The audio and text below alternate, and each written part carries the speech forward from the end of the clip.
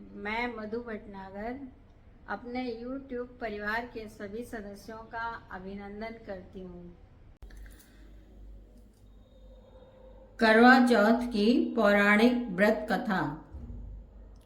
एक बार पांडु पुत्र अर्जुन तपस्या करने नीलगिरी नामक पर्वत पर गए। इधर द्रौपदी बहुत परेशान थी। उनकी कोई खबर न मिलने पर उन्होंने कृष्ण भगवान का ध्यान किया और चिंता व्यक्त की।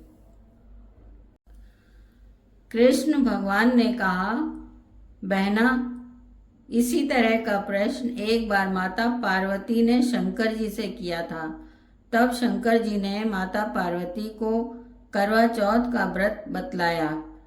इस व्रत को करने से स्त्रियां अपने सुहाग की रक्षा हर आने वाले संकट से वैसे ही कर सकती हैं जैसे कि एक ब्राह्मण ने की थी। प्राचीन काल में एक ब्राह्मण था। उसके 7 लड़के एवं एक गुणवती लड़की थी। एक बार लड़की मायके में थी, तब करवा चौथ का व्रत पड़ा। उसने व्रत को विधि पूर्वक किया। पूरे दिन निर्जला व्रत रहा, कुछ खाया पिया नहीं। पर उसके 7 भाई परेशान थे कि बहन को प्यास लगी होगी, भूख लगी होगी, पर बहन चंद्रोदय के बाद ही जल ग्रहण करेगी। भाइयों से रहा नहीं गया। उन्होंने शाम होते ही बहन को बनावटी चंद्रोदय दिखा दिया। एक भाई पीपल के पेड़ पर छलनी लेकर चढ़ गया और दीपक जलाकर छलनी से रोशनी उत्पन्न कर दी। तभी दूसरे भाई ने नीचे से बहन को आवाज दी, देखो बहन, चंद्रमा निकल आया है, पूजन कर भोजन ग्रहण करो। बहन ने चंद्रमा को अर्घ दिया और भोजन ग्रहण कर लिया। भोजन ग्रहण करते ही उसके पति की मृत्यु हो गई। अब वह दुखी हो विलाप करने लगी। तभी वहां से रानी इंद्राणी निकल रही थी। उनसे उसका दुख का कारण देखा नहीं गया। ब्राह्मण कन्या ने उनके पैर पकड़ लिए और अपने दुख का कारण पूछा। तब इंद्राणी ने बताया, तूने बिना चंद्र दर्शन किए करवा चौथ का व्रत तोड़ दिया, इसलिए तुझे यह कष्ट मिला है। अब तू वर्ष भर की चौथ का व्रत नियम पूर्वक करना, तो तेरा पति जीवित हो जाएगा। उसने इंद्राणी के कहे अनुसार चौथ व्रत किया तो पुनः सौभाग्यवती हो गई। इसलिए प्रत्येक स्त्री को अपने पति की दीर्घायु के लिए यह व्रत करना चाहिए। द्रौपदी ने यह व्रत किया और अर्जुन सकुशल मनोवांछित फल प्राप्त कर वापस लौट आए। तभी से अपने अखंड सुहाग के लिए हिंदू महिलाएं करवा चौथ व्रत करती हैं।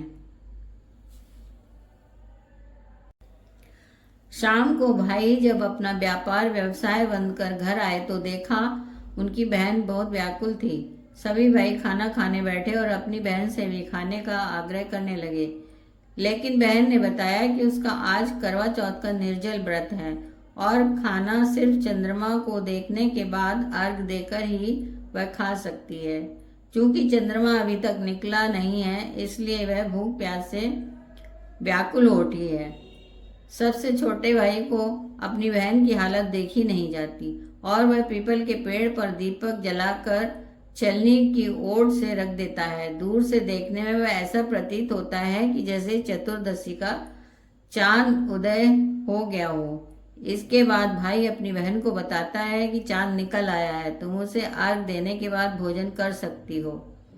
बहन खुशी के मारे सीढ़ियों पर चढ़कर चांद को देखती है और अर्घ देकर खाना खाने बैठ जाती है। वह पहला टुकड़ा मुंह में डालती है तो उसे छींक आ जाती है और दूसरा टुकड़ा डालती है तो उसमें बाल निकल आता है और जैसे ही वह तीसरा टुकड़ा मुंह में डालने की कोशिश करती है तो उसके पति की मृत्यु का समाचार उसे मिलता है। वह बौखला जाती है। उसकी भाभी उसे सच्चाई से अवगत कराती है कि उसके साथ ऐसा क्यों हुआ। करवा चौथ का व्रत गलत तरीके से टूटने के कारण देवता उससे नाराज हो गए हैं और उन्होंने ऐसा किया है। सच्चाई जानने के बाद करवा निश्चय करती है कि वह अपने पति का अंतिम संस्कार नहीं होने देगी। अपने सतीत्व से उन्हें पुनर्जीवन दिलाकर रहेगी। वह पूरे 1 साल तक अपने पति के शव के पास बैठी रहती है और उसकी देखभाल करती है। उसके ऊपर उगने वाली सुई नुमा घास को वह एकत्रित करती जाती है। 1 साल बाद फिर करवा चौथ का दिन आता है। उसकी सभी भाभियां करवा चौथ का व्रत रखती हैं। जब भाभियां उससे आशीर्वाद लेने आती हैं तो वह उसके प्रत्येक भाभी से यम सुई ले लो, पिए सुई दे दो, मुझे भी अपने जैसी सुहागिन बना दो, ऐसा आग्रह करती है। लेकिन हर भाभी उसे अगली भाभी से आग्रह करने का कहकर चली जाती हैं। इस प्रकार जब छठे नंबर की भाभी आती है तो करवा उससे भी यही बात दोहराती है। वह भाभी उसे बताती है क्योंकि सबसे छोटे भाई की वजह से उसका व्रत टूटा था, अतः उसकी पत्नी में ही शक्ति है, वह तुम्हारे पति को दोबारा जीवित कर सकती है। इसलिए जब वह आए तो तुम उसे पकड़ लेना और जब तक वह तुम्हारे पति को जिंदा न कर दे उसे छोड़ना नहीं। ऐसा कहकर वह चली जाती है। सबसे अंत में छोटी भाभी आती है।